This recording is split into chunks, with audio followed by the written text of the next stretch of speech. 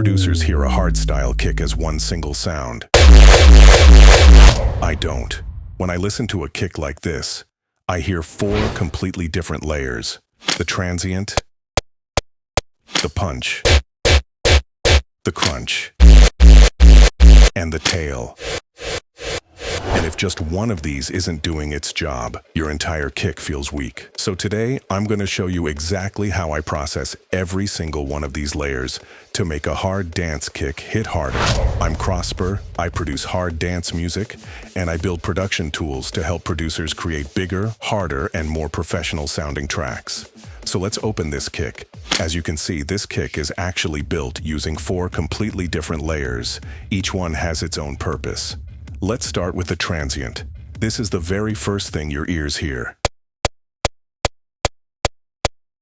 Its job isn't to have a lot of bass. Its job is to cut through the mix and immediately grab your attention. So the first thing I do is clean it up. I'm removing everything below 60 Hz because I simply don't need those frequencies here. The low end is already coming from other layers.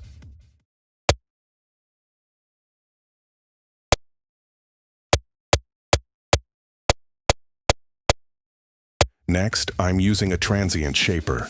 I'm not trying to make it louder. I'm just making the attack more defined.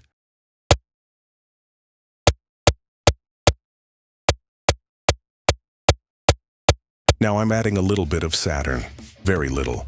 I don't want to destroy the transient. I just want to create a few more harmonics so it stays audible on pretty much every speaker.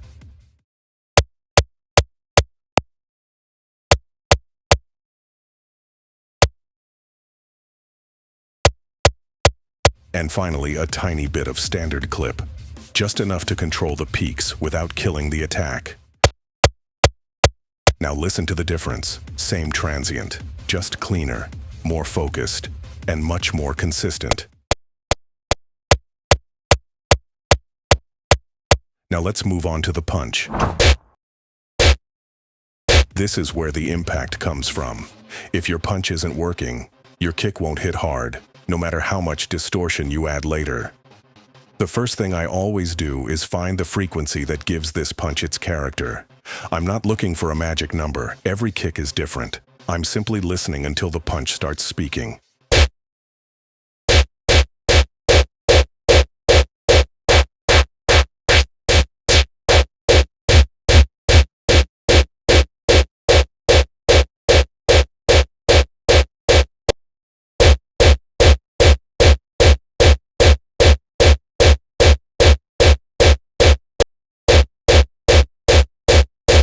For this kick, it's right here.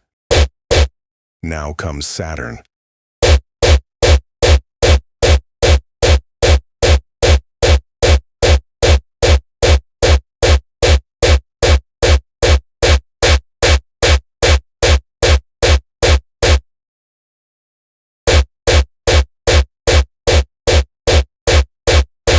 And here's one mistake I see all the time.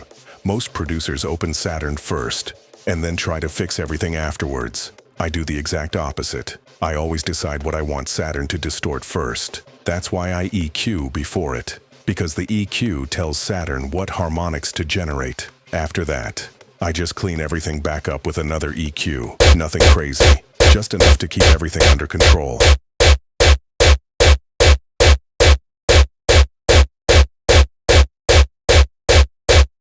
Now listen to the difference. Same punch, but way more aggressive. Now we get to my favorite part, the crunch.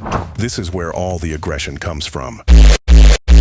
This is the layer that gives the kick that hardstyle attitude. Again, the first thing I do is shape the sound before adding any distortion.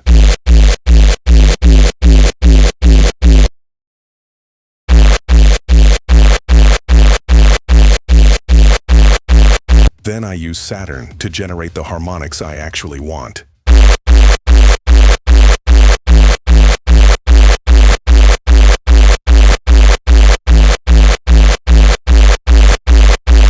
After that, Oxford Inflator.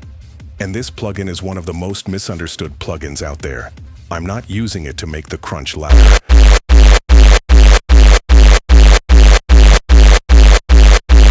I'm using it to make it feel denser.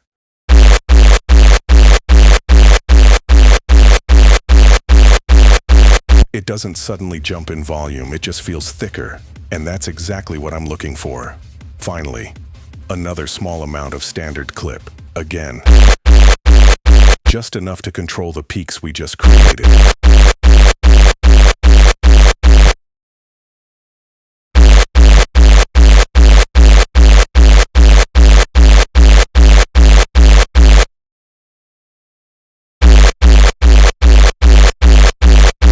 Now compare the before and after. Same crunch, completely different energy.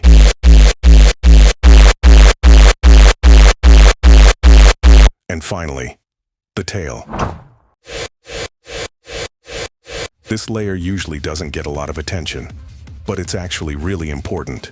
Its job is to connect everything together. I don't need any low end here because that's already covered by the punch and the crunch, so I'm simply cleaning it up and adding a little more presence on the top end so it supports the rest of the kick without getting in the way. Nothing fancy, just making it fit better inside the kick. Now let's put everything back together. The kick already sounds much stronger, so now I'm only polishing it. First, a little bit of Oxford Inflator on the kick bus, just enough to add a little more density. And finally, FabFilter Pro-L2, very light limiting. Because here's something that a lot of producers get wrong. Mastering doesn't make a weak kick hit hard. Mastering only makes a good kick louder. The real work happened before we even got to the limiter.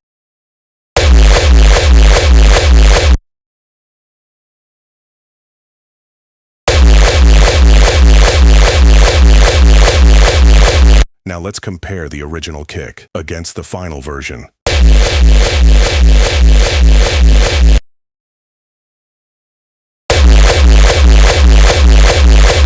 And this is exactly how I approach kick processing inside Krosper, not by throwing random plugins on the master, but by giving every single layer a specific job. If you want to hear these techniques applied inside complete hard dance production tools, I've linked the Krosper Ultimate Bundle below. It includes the kicks, presets, racks, and production tools I personally use when making tracks like this. And if it's your first time visiting the website, you'll also find an exclusive welcome offer waiting for you. That's how you turn sound into power.